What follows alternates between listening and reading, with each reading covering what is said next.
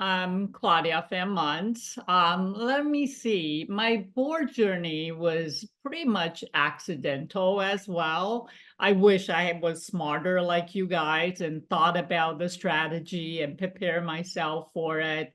My very first board is actually at the Children's Discovery Museum in San Jose. I was an IBM executive. They wanted a technical woman represented on the board from a large corporation that has a lot of influence in the community. And I, of course, had a children at that age that was the audience for the museum. So I thought it would be really fun to be part of that board.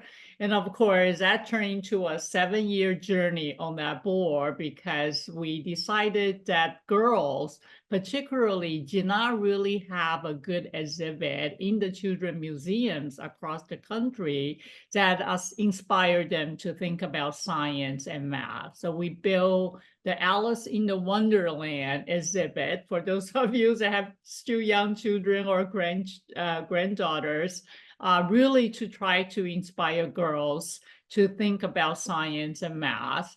But it's really interesting because I'm on that board. I never really thought about I'm on a board. I was more focused on, this is from my passion project for my own daughters. So, and that actually was the very first one. I went on to serve on many, many boards as a venture capital executive at IBM. I serve on the National Venture Capital Association board. I serve on the Latin American Venture Capital Association board. I serve on the board of Women in Venture and Private Equity in China. I serve on the board of the Savannah Fund in Africa. There was so many different organizations because of my position in venture capitals that had reached out to me to be part of their board or be part of their advisor board.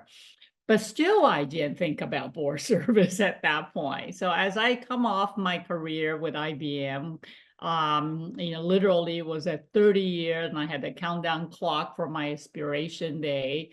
I joined a venture capital firm, NEA, and was very happy with that decision to allow me with something to do, but not too much.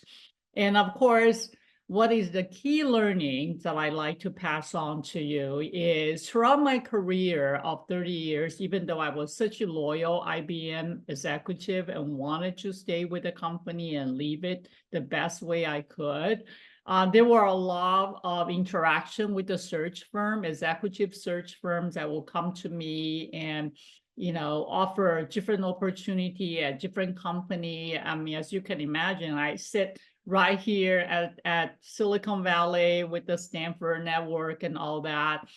And all along, I did not really decide to leave IBM for another company, but I kept a very positive relationship with these search firms.